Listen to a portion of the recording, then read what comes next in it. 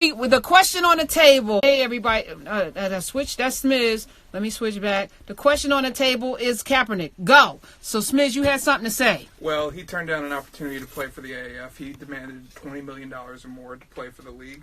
Now, granted, he would be a flagship player of that league, but clearly he doesn't want to play football anymore. And I think at this point, if the NFL even did give him an opportunity to come back, clearly based on the skill that he had, even at the point when he was still an active player, he wouldn't be that good anymore. So it would be better than 90% of the backups in the NFL. At least 60%. Yeah, I said backups. It would damage his brand more to come back to the NFL. I agree with that. Oh, definitely. He's better with just collecting the Nike checks and just being good with that. Yeah, but what were the demands? I need demands. Like, in addition to the settlement for him. Somebody Google search. I need demands. Really quickly, what was it to a spot on the team? Jossie, do you remember? You're an attorney. Just issued a statement, but I'm sure it's all confidential. I'm sure it's all protected, and there's a non-disclosure in there. Yeah. There's What'd you drop? I ain't dropped nothing. There was a can right here. Okay. Was it empty? I don't know. It sounded like it wasn't. Can you make sure? Because I don't want no trouble from the people. No, it has something in it. Okay. All right. That's seltzer, so that should be clean. But yeah, it'll be protected by a non-disclosure agreement, and nobody's gonna ever know.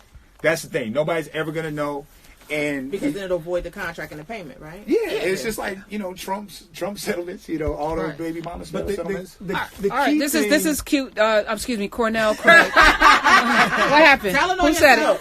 Who said something? Who said nothing? I ain't saying nothing. I'm saying the key thing is that the suit was about collusion, right? So they settled. They don't have to get into that. So that means they probably colluded. Probably so. I mean, it's pretty obvious, I think, but I'm not a lawyer. Okay. I don't think you are a lawyer. Yeah, I don't think they did Jossie collude. Ross. But I think they did collude. They don't have to admit collusion. No. I don't think that they did. But I think that they would have to give up enough trade secrets on how they evaluate talent, and moreover, a lot of really, really ugly and damaging emails, the way they communicate about players, and that whole slave plantation mentality that they have, that they don't want those things being disclosed. So I think there was enough dirty laundry that would have been discoverable, irrespective of whether or not there was proof of collusion. So you don't think there was collusion? You don't think there was a conspiracy to not put him on a team? Because they could have easily done that. I don't think there was provable collusion. I think that absolutely, obviously, somebody didn't want to play, and a lot of people didn't want to play. But to be able to show that, that has to show, you have to show that beyond a reasonable doubt. Right. This is something that's very, very serious and very, very specific. Think of it like a RICO charge, a conspiracy charge, right? And you have to be able to connect those dots. That's almost impossible to do. But I think that all those emails, all those agents' emails, all that correspondence, that's what was going to be really, really racialized. Because I believe that a lot of those people, the Krafts, the Jerry Joneses, there's a lot of ugly shit in there. And a lot of really, really racist shit that would have, oh no, this is bad for our brand. So 80 racks or 80 million. But so here's financial terms, though. What I'm really concerned about, what I really want to know is that settlement money subject to taxes? How much does he actually walk Of course, with? Not all settlement money is subject to taxes. Are you serious? Right?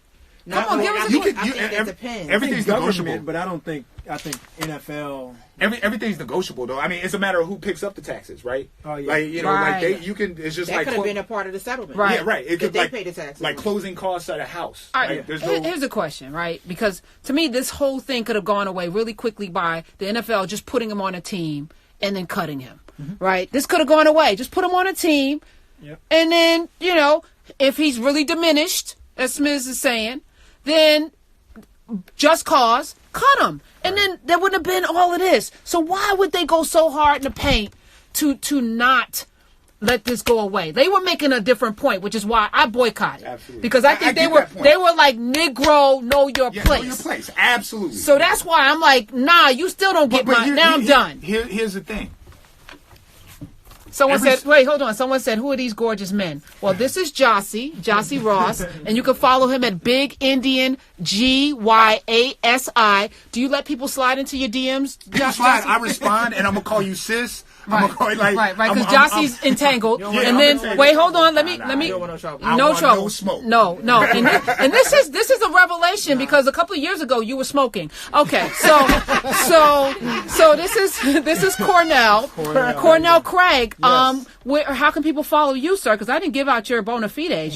Cornell said he don't want that in his You don't want none? I'm on Instagram, but I'm not like sexy on Instagram. I'm like artsy on Instagram. Artsy, so can people slide in and be artful with you?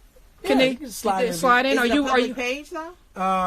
Yeah. So what is it? What is it, Cornell? What's the problem? Sure. It's educate, but it's EDUC, the number 8. Oh, educate. Look at him.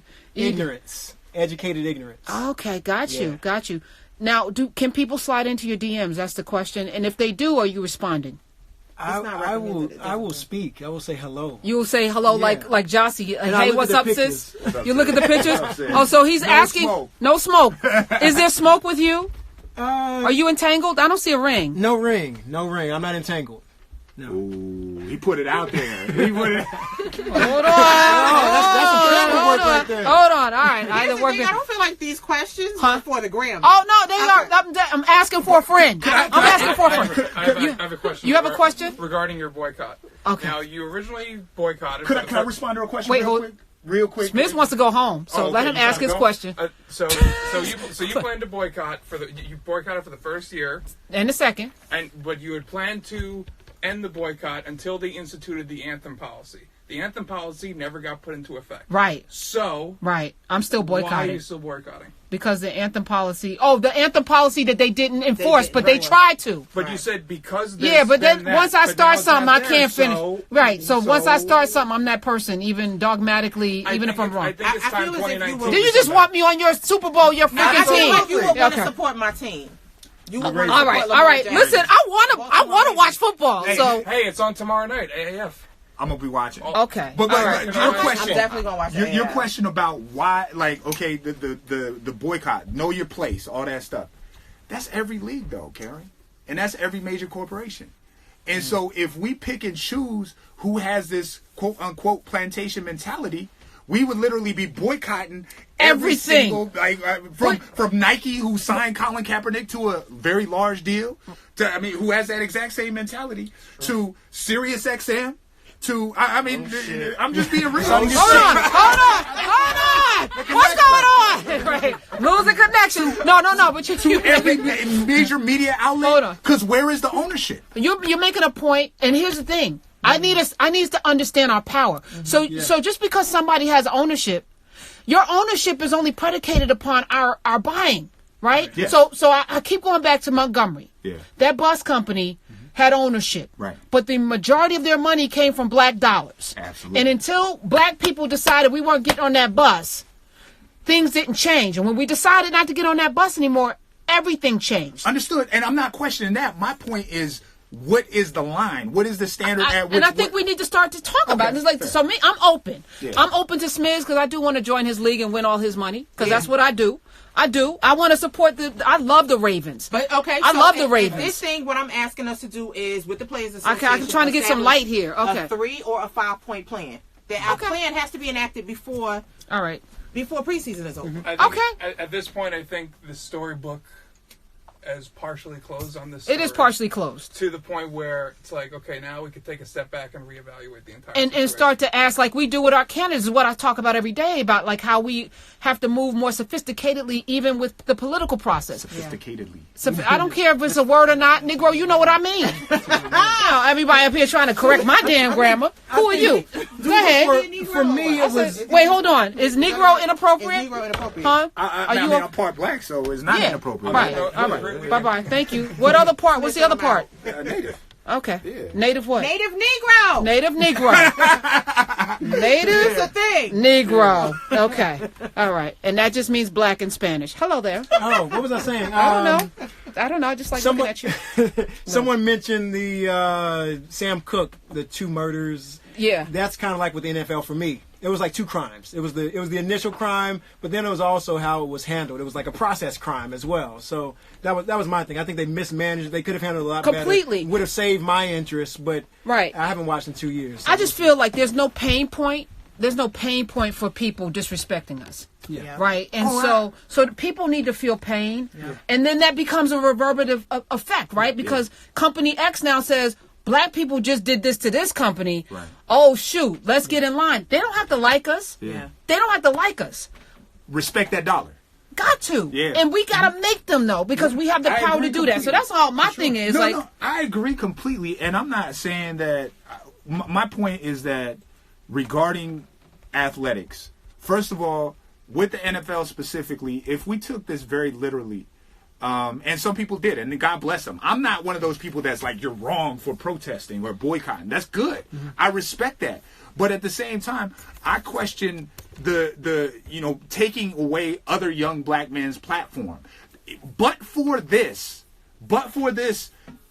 platform, NFL, that millions of people tune into every single week, there's a whole bunch of people that are speaking about social justice who are, Russell Wilson going to hospital. That nobody knows who they are. Right. They're working at a Boeing factory, and no disrespect to that. That's a beautiful, that's an important job. But I'm saying that they don't have the platform to then be able to effectuate larger change. Yep. And so how do you make that decision? I don't know. I'm just saying strategy, right? Yeah. In Montgomery, they didn't think they would have to boycott for a year. They didn't realize how rooted in racism these people were. Willing to go bankrupt, which they did. They were willing to go bankrupt before giving. Right, but they didn't. The black folks thought it was going to be a month. It ended up being a year, and after two, you got to stay with it until it's done. Right. And so I feel like, not that I expect the NFL to be completely transformed, but they need to feel our dollar and support, and we make up 70% of the NFL. So it wouldn't be that all these brothers would have to give up their careers, but if the majority of them got together and said, "No, we're not playing until whatever," like it's checklist, make 3 points. I always keep it simple. Yeah, the NFL would have to walk in lockstep. Mm-hmm. But it's like we don't even have the capacity to do. I think if today we had to boycott something to make life good for all of us. Mm-hmm. Right. We wouldn't do it. I just feel like, damn. And that's what's scary to me, that we're in a time when, and this is why I really went hard against Steve Harvey, because what he was saying was, I don't even know the Steve Harvey situation. Good, then, but that's why I went so hard, because what he was saying was, I'm willing to forego my integrity and the community because I got to feed my family.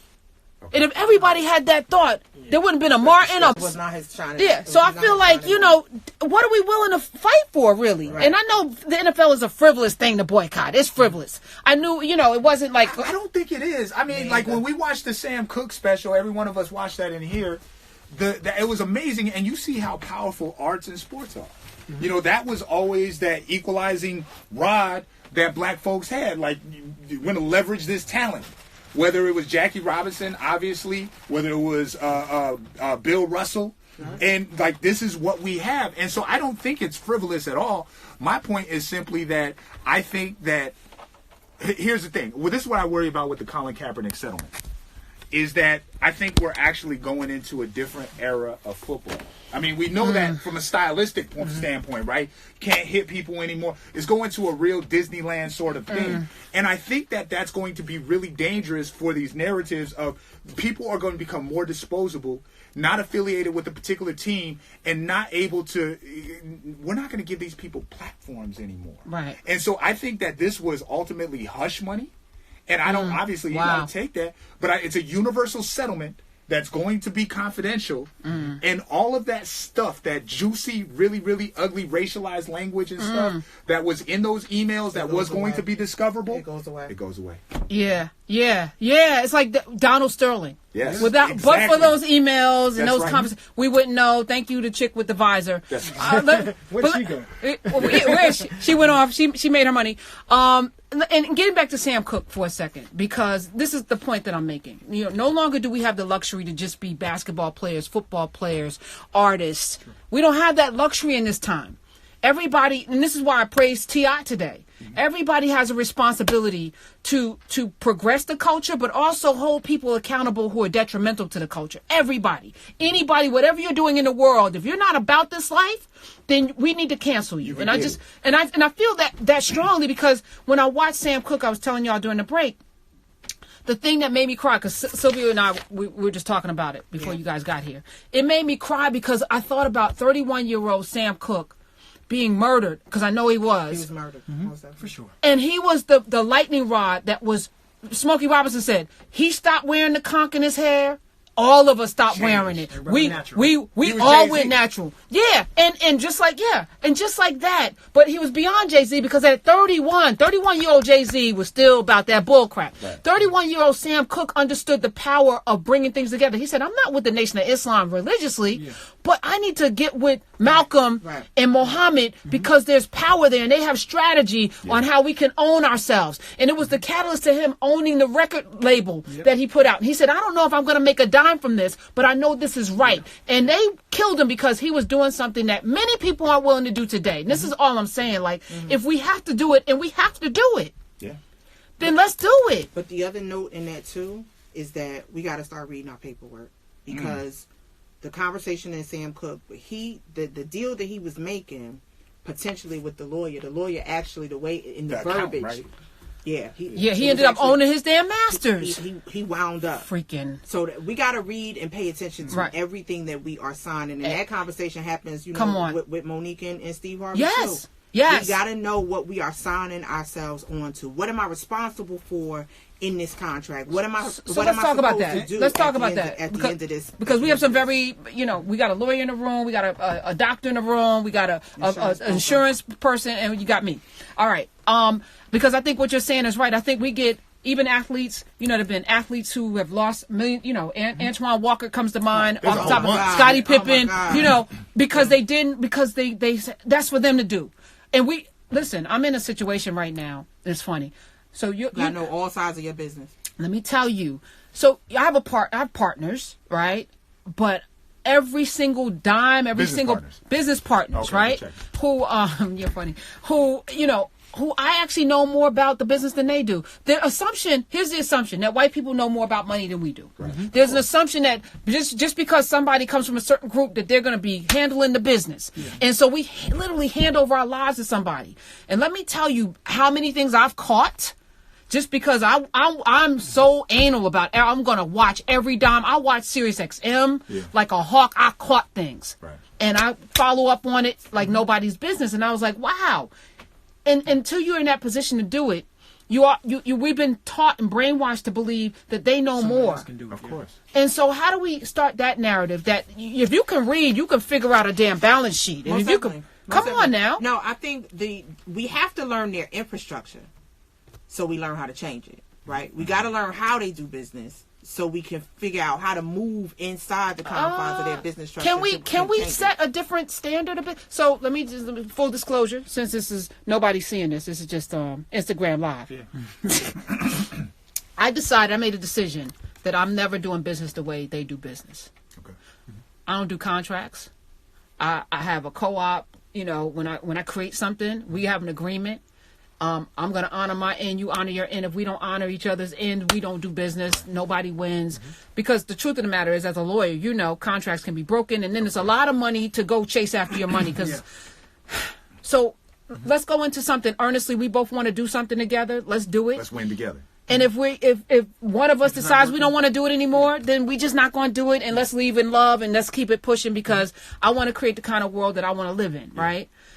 We are chasing a model that wasn't designed for us anyway. Absolutely. It was designed to always subjugate us and denegate us and put us under. So why are we following and chasing and learning a practice of business that was designed to always put us at the bottom of the food chain? So I'm like, can we create our own models? You still got to know it to change it. We got to know it. Absolutely. We got to know it to change it. We got to know it. You're absolutely right. You got to know it to change it. And I think it's also important. This is Cornell Craig talking right now. Yeah. I think it's also important to turn down that immediate gratification. Because that upfront money, that upfront access, right. I think too often we get excited about that and don't look for that big picture and that long term. So I think that's also important. Yes, that's Cornell. Something else is happening here. Watch yourself. Watch yourself. In the words of Karen, I'm here for it. The thing is that we saw this. We see this in any particular union situation, labor situation. Mm-hmm. It only takes one sucker. Like, it takes one person to be weak. And so any of these boycotts that we're talking about, it takes one person to say, I'm bigger than this, or that end goal is not important enough. Right. And unfortunately, the lure of the dollar, and sometimes, and I'm not even. It's not even a lure, because Patrick Ewing. What comes to mind when you said that? Michael Jordan and Patrick Ewing during that collective bargaining in the 80s. I want to say the 80s and 90s. Both of them were financially secure. They could have held out. Like LeBron in 2013. Come on. LeBron in 2013. And so, speaking from a position of privilege, because I acknowledge that, you know, it's easy for me to go boycott whoever, because, like, yeah, I can do that. I have alternatives. But for those people who really in Alabama, like, I'm going to walk. Like, I'm gonna walk. I'm gonna take the or Memphis, right? Mm-hmm. I'm not gonna take the bus. I'm gonna inconvenience myself on a daily basis. That's when it gets real. But we were just talking about this in the car. Like, a boycott on Gucci. Here's my problem with the boycott on Gucci, Karen, is who the hell wears Gucci? I mean, like, the average person can't afford it. That's right. And, yeah, we were just saying, like, the average wealth of a black family is like $2,000. But yet people spend their average wealth on things they can't afford. Yeah. Yep. So people are wearing Gucci because I watch them. But the purchase point is still. They spend entire refund checks on. Come Gucci. on stuff that they on for their damn kids that they're going to outgrow. Yeah, we are notorious for that. What are you talking about, Jossie? No, but I'm talking about the purchase point is not going to affect the critical mass of people, because Gucci intentionally keeps the price point high. So that it's exclusive. Whereas you have something like a bus, right? You have something like utility. Let's say a utility company. Let's say Con Edison is doing some dirty stuff. Or Flint, Michigan's water company. Well, the other part to that conversation is that wasn't Gucci is not the parent company. Not the at all. parent It's company the LV. It's Kering. Kering is what else do they make? They also make Brioni. They also make Tell us everything. Balenciaga. They also make YSL. Yeah, YSL. Right? What's YSL? Yves Saint Laurent. I don't wear any of that. You are moving, yeah, it is. But if you are moving your dollars away from Gucci to one of those other brands, at the end of the day, their bottom line is not really impacted. So we got to know all of that. So in order for this to really work, we need to, instead of buying, let's say, the stock right now for Kering, I think it's $500 a share. I own the stock, right? Okay. But let's say we all had stock. Instead of buying the bags, we had all own some stock, and then we show up to the shareholders meeting and we throw somebody's on the table and say, because listen, the stock had a great year. Yeah, maybe Gucci won't have a good year. Right, that doesn't mean the stock. Right, is go and they'll just shift the funds around. That's right. But they'll feel it though, right? They'll know we were here. Maybe, I don't know. I mean, I think they'll know, but then it's, robbing Peter to pay Paul. Right. It's just a matter of distribution, and I'm not sure that it has the desired That's what you're waiting effect. For? Because all this time you could have said something. What about if you took those refunds, people who can't afford it? Like you're investing in the product, right? What if you invested in the stock? Both. That'd be dope. Have more say.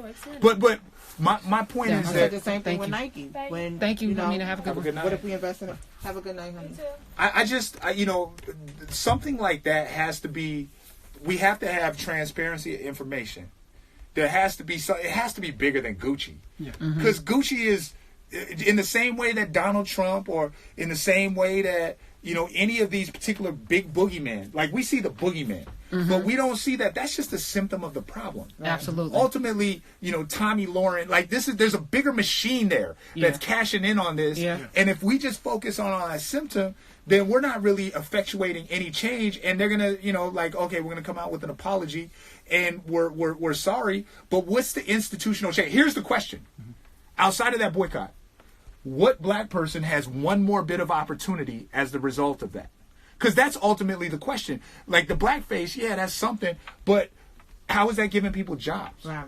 How is that putting some black kids through school? Right. And to me, that should be, if there's a reparation, an equal and opposite effect for that, that's what it should look like, in my opinion. But we can do all of that, right? So I think, here's the thing. For me, Gucci is an opportunity for us to be economically more thoughtful with what we do with our dollars and start asking this question.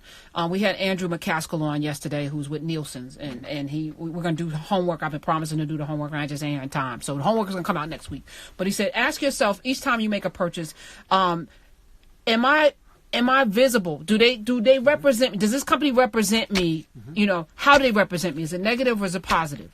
Do they have people who look like me working in the company at any high level? Like, we need to start asking these questions, but then that requires a little research. Like Cuz just broke down that Gucci is also part of a bigger brand. Yeah. You should know every brand in that Karen brand. So if you want to do something really socially responsible or economically responsible, like we got to start thinking. But that would also remove the impulse, right? Because if you have to sit and think about what you're going to spend your money on, you're going to probably not spend your money. We pay for convenience. Right. So my challenge for us. Ignorance. We pay for ignorance of not knowing where our money's Come going. on. Yeah. But the $1 trillion to $3 trillion that we spend annually should definitely be. Is it $3 trillion now? 1.3 to 3, depending on who. Depending on which company issued the report. Right. But the Urban League every year is $1 trillion. But the point is, $1 trillion is more than the GDP of Mexico and Russia. Yeah. So if it'd be the 11th highest. And the Virgin Islands. Yeah, if we spend that much money with thought, so every dollar I spend, maybe it's not going to go to a black-owned business, but every dollar I spend is going to a company that doesn't disrespect me, that invests in our community, or not even invest, but do no harm. Because you don't need to invest. Just stop being disrespectful. Damn, just stop being hateful. So I'm saying, like, if we just start there, I think, and then for every dollar we spend, let's save $1. You know, let's get into certain habits. I want us to start thinking completely differently about everything that we do, and then we can start talking about the things that you're talking about, Jossie, because our minds, the way we think about things, is messed up. And that's part of the issue. You know, we can't do an effective boycott if we're so messed up with how we even treat one another. Hell, 2 grown-ass 50-year-old people can't get it together, still fighting over something that happened 10 years ago. Crazy. You know, and that's the real. So let me get real about that. You are 100% right. But publicly, which this isn't because it's Instagram Live. No, I'm just playing. Publicly, we got to do way better with how we move in the world. All of that stuff should be behind closed doors, because the truth of the matter is we got work to do. And even if I don't like you, but you got a platform that can reach people, we need to work together and figure it out. You ain't got to like me either. But what can we do together? And that has to be the conversation that we all have. So then going back to T.I. Floyd Mayweather. Right. That's just entertainment. Okay. All right. I don't think there was any value in that at all, but I was entertained by it. During Black History Month, because neither one of them were thinking, because if T.I. was really about this life, T.I., if you were really about this life, that would have been a conversation. Oh, which was the story? What's the story? The story girl, that was it. Okay, what was the story? Lemieux said we need to move Black History Month to July. Number 1, it'll be warm. Number 2, we'll have time to plan. We're tropical people. We're tropical people. We can do a barbecue. We can just. I love it. We can just start all over, because this has been a horrible Black History Month. All right, that was beautiful. We meant to say that in the show. And I gotta go, but biblically speaking, a people with no plan shall perish. There you go. Can we get an amen? We gotta do something. Amen. All right. Love you, cousin. Still have a good weekend. God bless. Tell your mom. Look how tall he is. Oh yeah, Jossie. Well, it could be how tall he is. Oh. Or it could be a little bit of both. Something else, right? Hey, Jossie. Well, it could be how dense I am. I'm not saying nothing about it. No, somebody said more cookouts. Yes. All right. Jossie Ross, Big love Indian Jossie. Love you too, Mama. Have a great weekend. And this nice this is Cornell. His name is Cornell Craig. Yes. You can follow him and slip into DMs and all of that stuff. All right. Now I got to figure out how to put this on Instagram or something. I got to figure out how. Do you know how to rip videos from? I don't know how to rip. Nah. All right, I'm gonna.